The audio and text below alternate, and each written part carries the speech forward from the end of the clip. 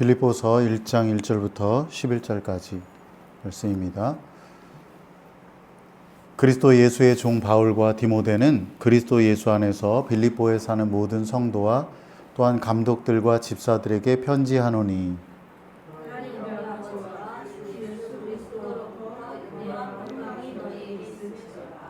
내가 너희를 생각할 때마다 나의 하나님께 감사하며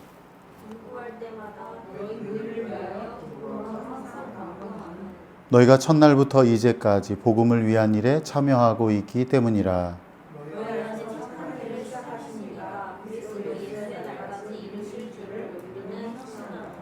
내가 너희 무리를 위하여 이와 같이 생각하는 것이 마땅하니 이는 너희가 내 마음에 있음이며 나의 매임과 복음을 변명함과 확정함에 너희가 다 나와 함께 은혜에 참여한 자가 됨이라.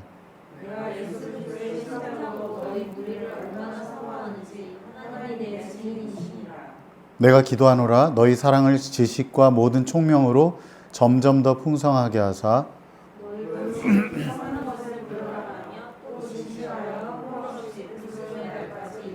같이 읽겠습니다. 예수 그리스도로 말미암아 의의 열매가 가득하여 하나님의 영광과 찬송이 되기를 원하노라. 아멘. 네, 오늘부터 빌립보서에 있는 말씀을 살펴보려고 합니다. 오늘 본문 말씀 가지고 사랑을 위한 기도라는 제목으로 함께 나누겠습니다. AD 51년 사도 바울은 소아시아를 떠나서 우리가 지금 유럽이라고 부르는 지역으로 전도 여행을 떠났습니다. 오늘 주보에도 지도가 나와 있던데요. 원래는 2차 전도 여행을 떠날 때에도 계속해서 이제 소아시아 지역에 복음을 전하려고 마음을 먹었는데 성령께서 계속 그 길을 막으시고 또 밤에 환상을 보게 되어서 이제 마게도니아 사람, 그 유럽 사람이 건너와서 우리를 도와주라고 하는 그 환상을 보고 이게 하나님의 뜻이 소아시아가 아니구나. 그래서 유럽 지역으로 넘어갔는데 거기에서 처음 도착한 도시가 바로 빌립보였습니다. 바울이 루디아와 같은 신실한 유대인 여성들에게 복음을 전하게 되었어요. 거기에는 유대인들이 많지 않았는지 회당이 없었고 기도하는 곳만 있었는데 그 강가에 있는 기도처에서 루디아 같은 신실한 여성들을 만나 거기서 복음을 전하면서 빌립보 교회가 세워졌습니다. 유럽 최초의 교회입니다. 그리고 또 거기에 감옥에 갇혔다가 간수에게 복음을 전하는, 그래서 우리가 잘 아는 대로 그렇게 유명한 일들도 있었는데요. 시 당국자들의 요구로 바울이 급하게 그 빌립보를 떠나게 되었습니다. 1년쯤 지났을 때였는데 바울이 다시 3차 전도 여행을 하게 되었어요. 이번 전도 여행의 목적은 예루살렘에 살고 있는 성도들이 극심한 기근으로 인해서 고통받고 있다는 것 때문에 구제 헌금을 모으는 것이었거든요. 그때 이제 이 구제 헌금을 모금하기 위해서 여러 곳을 다녔습니다. 그때 바울이 빌립보 성도들이 재정적인 어려움이 있었다는 걸 알았고 또 여러 차례 이미 지원을 많이 했기 때문에 굳이 그들에게는 말하지 않았습니다. 그런데 빌립보 성도들이 사도 바울이 모금을 하고 있다는 소식을 듣고 자기들도 참여하겠다는 의사를 밝혔죠. 이 같은 사실은 사도 바울이 나중에 고린도 교회 성도들에게 마게도니아 교회, 이 빌립보 교회가 정말 자기들도 극심한 어려운 가난한 중에서도 그렇게 관대한 마음으로 함께 했다고 하면서 알려지게 되었습니다. 바울은 구제를 위한 모금을 다 했고요. 그것을 예루살렘으로 가져갔습니다. 그런데 유대인 반대파가 사도 바울을 계속 따라다니면서 집요하게 방해를 했는데 마침 자기들이 기회다 싶어서 사도 바울을 고소했고 감옥에 가게 되었고 결국 바울이 황제에게 상소를 하여 로마에까지 가게 되었습니다. 바울이 로마에 도착한 지 몇 달이 되지 않았을 때 이 빌립보 성도들이 거기서 그렇게 멀지 않거든요. 그래서 사도 바울이 참으로 곤란한 상황에 처해 있다는 것을 전해 들었습니다. 그래서 성도들이 이번에도 많은 재정 지원금을 준비해서 바울에게 전달해 주었습니다. 사도 바울이 그 귀한 선물을 기쁨으로 받아들이면서 또 한편으로는 빌립보 성도들이 겪고 있는 그 어려움 때문에 마음이 굉장히 쓰였습니다. 빌립보 성도들은 외부적으로는 그리스도인 공동체를 대적하는 이 유대주의자들의 위협이 있었습니다. 그들은 빌립보 성도들에게 예수 그리스도를 믿는 것만으로는 충분하지 않고 너희들도 유대인들처럼 모세율법을 지켜야 된다라고 강요를 했던 겁니다. 또한 내부적으로도 심각한 문제가 있었는데 교회 공동체 안에 분열이 있었습니다. 교회 안에 유력한 지도자였던 유오디아와 순두계라는 사람이 하나님을 향한 열심, 교회를 향한 열심은 지나쳐가지고 오히려 마음이 나뉘어지고 불신과 불화가 팽배한 그런 상황이었습니다. 교회가 외부적으로 어려움이 아무리 많이 있어도 내부적으로 하나가 되어 있으면 그것을 충분히 이겨낼 수 있는데 그렇지 못한 상태에 있었기 때문에 교회가 굉장히 어려운 상태에 있었다고 하는 것을 알 수 있습니다. 그래서 빌립보 성도들이 사도 바울을 위한 선물과 함께 에바브로디도를 바울에게 보내서 도움을 청했습니다. 가는 여정에서 또 에바브로디도가 죽을 병에 들어가지고 굉장히 위기를 맞았는데 하나님의 은혜로 곧바로 회복되어서 로마에 있는 바울에게 도착했습니다. 빌립보 교회의 여러 소식을 전해들은 이 사도 바울이 감사하는 마음과 권면을 담아서 편지를 보내는데 그것이 바로 빌립보서입니다. 사도 바울은 편지를 통해서 먼저 빌립보 교회 성도들에게 감사하는 마음을 전하고 또 그들을 위해서 기도하는 내용을 알려주고 있습니다. 3절부터 8절까지는 사도 바울이 빌립보 성도들로 인해서 하나님께 감사하는 내용을 담고 있고요. 그리고 9절부터 11절까지는 그러한 감사에서 이어지는 기도의 내용을 담고 있습니다. 이 두 가지를 우리가 함께 살피면서 우리가 하나님 앞에 감사하는 것, 특별히 우리가 하나님 앞에 기도하는 내용을 성찰하는 그런 계기가 되었으면 좋겠습니다. 첫 번째는 3절부터 8절까지 바울의 감사가 나오고 있습니다. 사도 바울은 빌립보 성도들을 생각할 때마다 하나님께 감사했습니다. 하나님께 간구할 때마다 기쁨으로 간구했습니다. 우리가 어떤 대상을 향해서 간구할 때는 항상 기쁨으로 감사하는 것, 간구하는 것뿐만 아니라 어떤 때는 안타까운 마음, 또 그를 정말 진정으로 사랑하지만 또 하나님 앞에 바로 서지 못하는 것 때문에 그가 돌이키기를 바라는 그런 마음에서 간구하기도 하는데 빌립보 성도들을 위해서 기도할 때 항상 감사하고 기쁨으로 간구했다 이렇게 말합니다. 그렇게 간구했던 이유를 5절에서 밝히고 있는데요. 빌립보 성도들이 복음을 위한 일에 참여하고 있었기 때문이다 이렇게 말합니다. 사도 바울은 빌립보 성도들이 첫날부터 지금까지 복음에 대한 헌신을 지속적으로 하고 있기 때문에 하나님께 감사하지 않을 수 없다. 너희들을 생각할 때마다 하나님께 감사하고 기쁨으로 너희들을 위해서 기도한다 이렇게 말하고 있어요. 빌립보 성도들은 그들이 회심하고 처음 교회를 세운 그날부터 계속해서 사도 바울과 함께 복음을 위한 일에 참여했습니다. 그들은 복음 전파를 위해서 함께 기도했고요. 또 재정이 필요할 때마다 참여했습니다. 예루살렘 교회 성도들이 가난한 형편을 돕는 그 모금에 자신들도 아주 쪼들리고 있는 그런 상황에서 적극적으로 참여했습니다. 이 모든 것이 복음을 위한 일이었습니다. 또한 그들은 지금 감옥에 갇혀 있는 바울을 위해서 재정적인 도움을 주었습니다. 우리 다 같이 본문 7절 말씀 읽겠습니다. 내가 너희 무리를 위하여 이와 같이 생각하는 것이 마땅하니 이는 너희가 내 마음에 있음이며 나의 매임과 복음을 변명함과 확정함에 너희가 다 나와 함께 은혜에 참여한 자가 됨이라. 아멘. 사도 바울은 그렇게 복음을 위한 일에 참여하고 있는 이 빌립보 성도들을 생각할 때마다 감사했어요. 사도 바울이 뭐라고 말하냐면 너희는 항상 내 마음에 있다 이렇게까지 표현을 하고 있습니다. 사랑하는 여러분, 여러분은 복음의 일에 참여하고 있습니까? 복음의 확장을 위해서 기도하고 거기에 여러분의 마음을 동참하고 있나요? 물론 저도 선교사님들을 위해서 기도하고 조금이나마 재정적으로 참여하고 있는데요.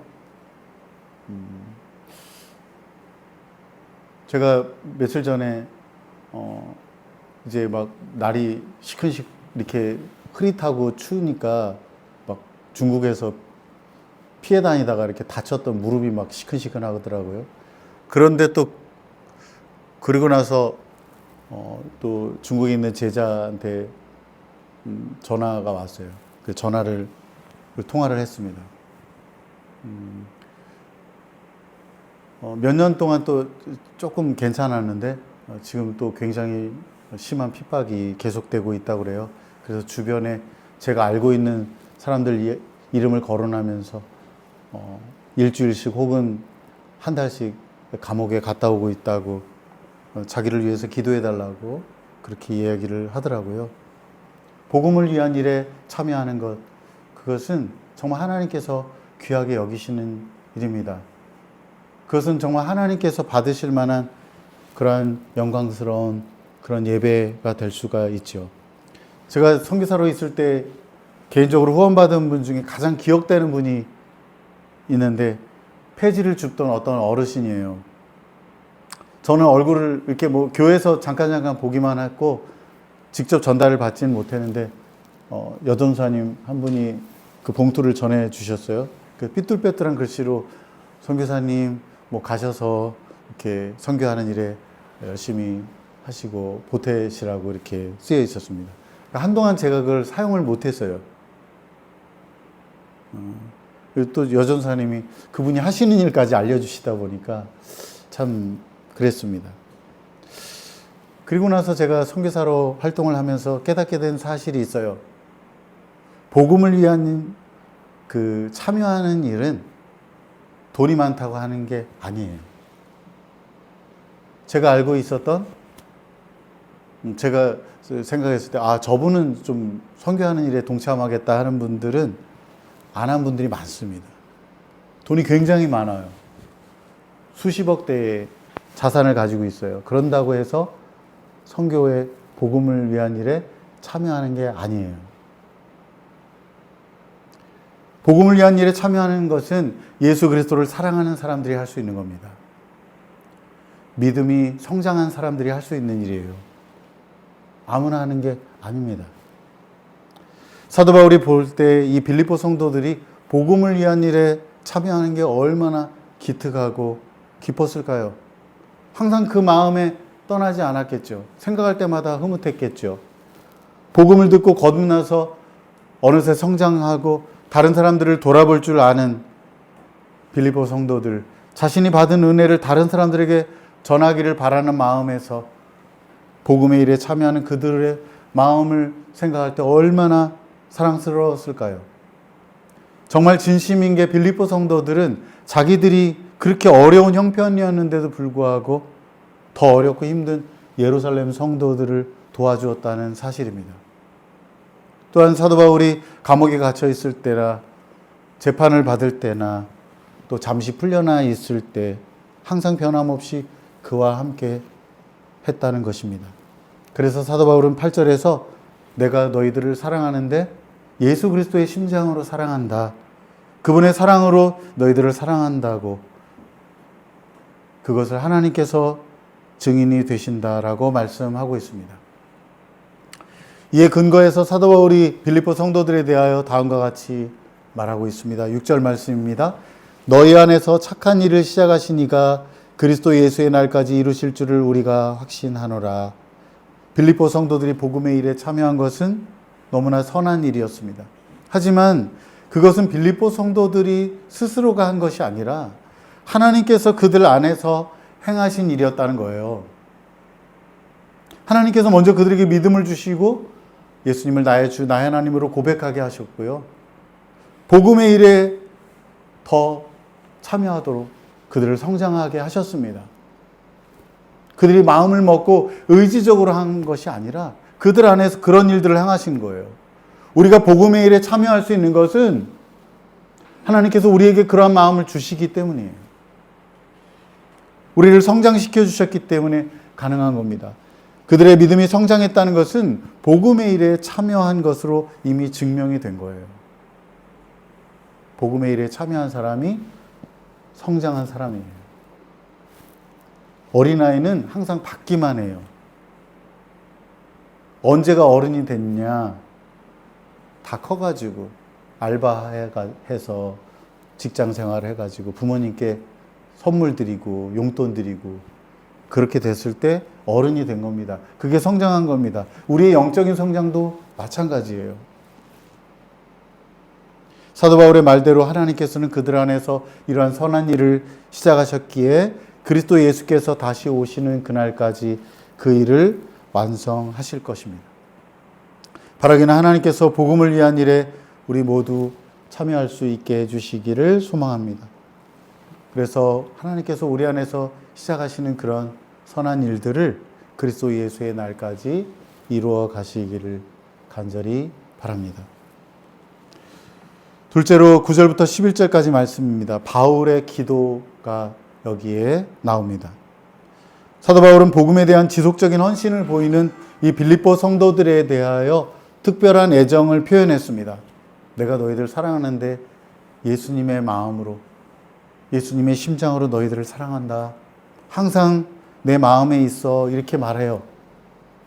그러면서도 재밌는 것은 사도 바울이 그들을 향해서 이제 너희들 그만하면 됐어. 충분해. 이렇게 말하지 않는다는 거예요. 오히려 그들이 더 많이 사랑하기를 기도한다고 말해요. 너희들이 더 많이 사랑하는 그리스도인으로 성장하기를 바란다. 이렇게 기도하고 있습니다. 우리 다 같이 9절과 10절 말씀 읽겠습니다. 내가 기도하노라 너희 사랑을 지식과 모든 총명으로 점점 더 풍성하게 하사 너희로 지극히 선한 것을 분별하며 또 진실하여 허물 없이 그리스도의 날까지. 아멘. 여러분, 에베소서에 나오는 바울의 기도도 그렇고 여기 빌립보서에 나오는 바울의 기도를 보면 어떻습니까? 저는 그래요. 바울의 기도를 보면서 내가 가진 이 기도가 얼마나 얄팍하냐, 참 부끄럽게 합니다. 우리는 대부분 육신적인 필요에 치중하는 경향이 많은 것 같아요. 무엇을 먹을까, 무엇을 마실까 하는 것이요. 물론 그렇게 일용할 양식을 구하는 것 잘못된 게 아닙니다. 예수님도 우리에게 구하라고 하셨어요. 다만 우리가 육신적인 것에만 너무 치우쳐서는 안 된다는 겁니다. 주기도문의 내용에도 일용할 양식에 대한 것은 정말 아주 작은 부분에 지나지 않아요. 어쩌면 우리의 인생에서 기도가 필요한 부분은 그보다 10배, 20배 더 많다고 하는 것입니다. 사실 우리의 삶에서 가장 중요한 가치와 의미를 가진 것은 대부분 보이지 않는 것들입니다. 우리의 소유나 성취는 대체로 그것이 주는 효용이 그리 오래가지 않아요. 우리가 마음을 쓰고 노력한 만큼 그렇게 크게 행복을 가져다 주지는 않습니다. 하지만 우리가 다른 사람과의 관계를 잘 하는 것은 인생에서 중요한 의미를 부여할 뿐만 아니라 그에 따른 행복을 가져다 줍니다. 도둑맞은 집중력이라고 하는 책으로 유명해진 요한 하리가 또 다른 책이 있는데요. 관계의 단절이라는 책이 있어요. 거기에 보면 오늘날 현대인들의 우울증과 불안의 원인에 관계의 단절이 있다고 주장합니다. 그가 여러 곳을 다니면서 심리학자나 정신과 의사들을 만나서 인터뷰한 결과를 가지고 말한 것입니다. 의미 있는 일이나 자연과의 단절은 물론 다른 사람과의 단절은 삶의 질을 현저하게 떨어뜨린다는 거예요. 그래서 많은 사람들이 우울하고 불안하다 하는 것입니다. 그런 차원에서 본다면 오늘 본문에 나오는 이 바울의 기도는 정말 진지하게 자기의 기도를 성찰하거나 스스로 놓치고 있는 어떤 인생의 진실을 붙잡고자 하는 사람이라면 주목할 필요가 있다고 생각을 합니다. 사도 바울이 빌립보 성도들을 위해서 기도합니다. 이미 충분히 훌륭하게 신앙생활하고 있는 것 같은데 그만큼 사랑하고 그만큼 선교에 헌신하고 하면 됐다 싶은데 그들을 위해서 기도합니다. 그들의 사랑이 점점 더 풍성해지기를 위해 기도합니다. 자신들의 재정적인 어려움에도 불구하고 예루살렘 성도들을 위해 그렇게 헌신했는데 그들에게 정말 더 사랑이 풍성해져야 하는 걸까요? 네, 그렇습니다. 우리는 스스로 자신의 사랑을 제한하지 말아야 합니다. 하나님의 사랑으로 다른 사람을 사랑하는 일에 더 풍성해져야 합니다. 왜냐하면 우리의 사랑이 점점 더 자라지 않으면 언제라도 우리는 이기심과 자기 사랑으로 다시 돌아가기 때문이에요. 우리의 사랑이 멈추는 게 아닙니다. 우리의 사랑이 점점 더 하나님으로 인해서 다른 사람을 향해 나아가지 않으면 언제나 빠르게 자기를 향한 사랑과 이기심으로 무너진다고 하는 겁니다. 그러므로 여러분 스스로 내가 이만큼 사랑하면 됐다. 내가 이렇게 주님을 위해서 헌신하면 됐다라고 생각하지 말고 내가 점점 더 사랑할 수 있게 해달라고, 나의 사랑이 부족합니다, 더 사랑하게 해달라고 하나님께 기도하시기를 바랍니다. 코로나 기간을 거치면서 다른 교회와 마찬가지로 우리 교회도 여러 번 위기가 있었어요. 그런데 하나님께서 은혜 가운데 우리를 붙드셔서 계속 함께 모여 예배할 수 있게 해주셨습니다.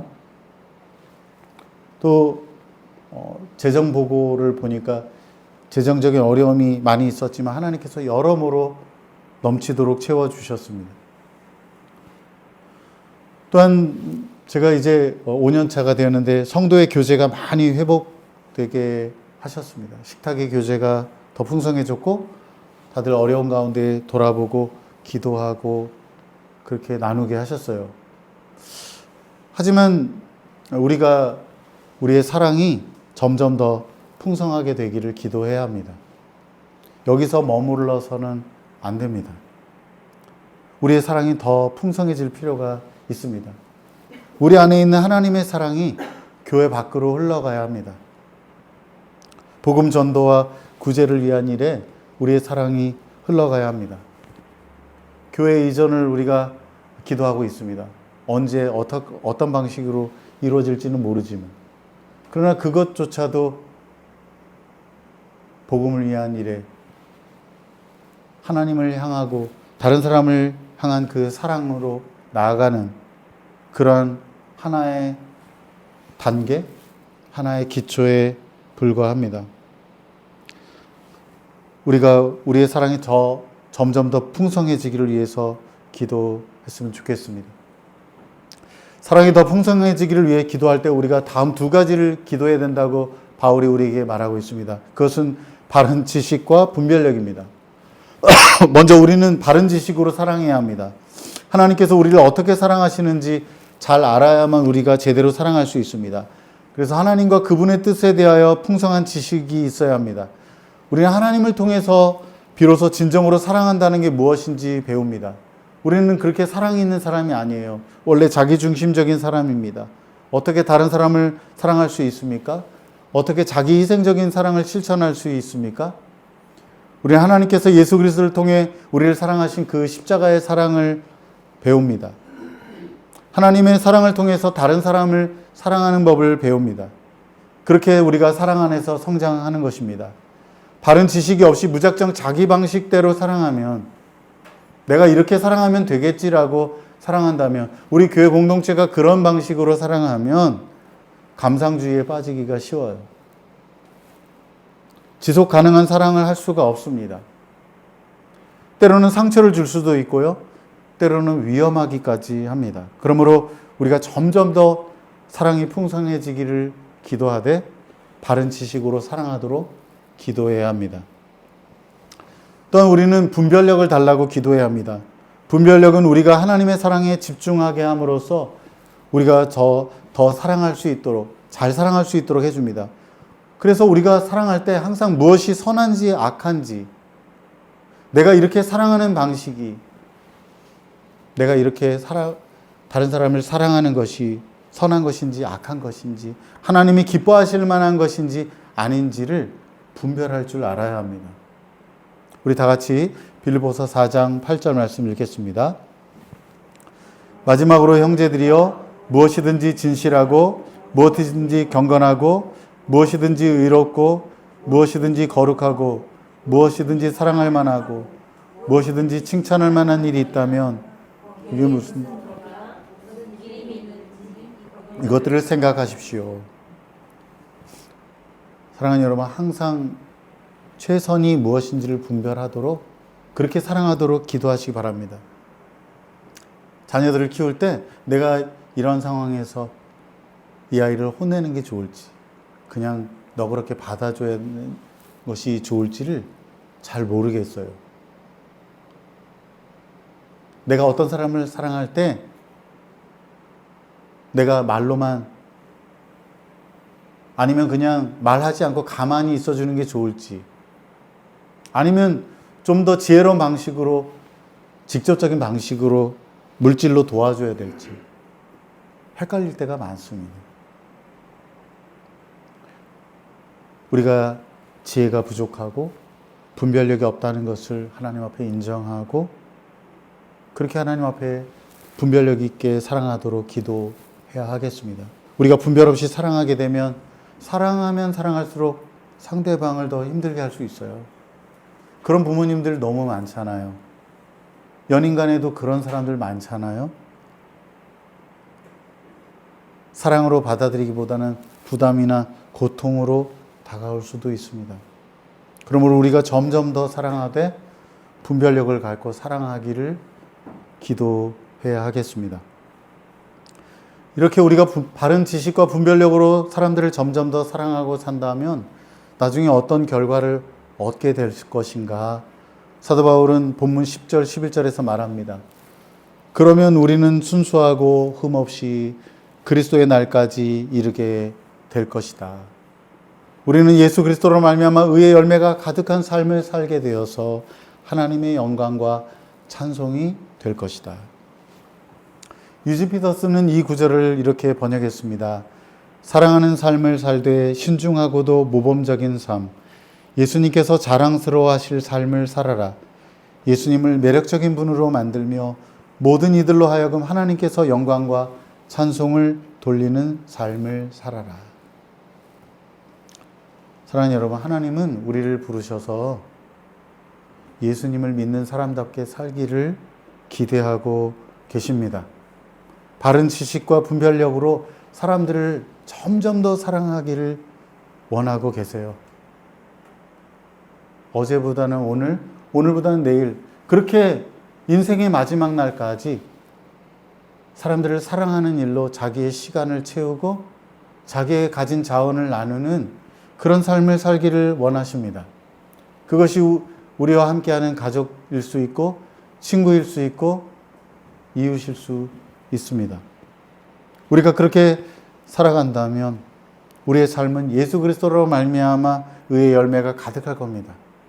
세상 사람들은 우리를 보면서 좋은 사람, 착한 사람이라고 하지 않을 거고요. 우리를 보면서 참 너희가 사는 걸 보니까, 네가 사는 걸 보니까 네가 믿는 하나님 참 좋으신 하나님이다. 살아계신 하나님이다. 라고 말하게 될 겁니다. 그리고 언젠가 우리가 그리스도의 날이 이르게 될 때 우리는 가장 순수하고 흠없는 모습으로 우리 주님 앞에 서게 될 겁니다.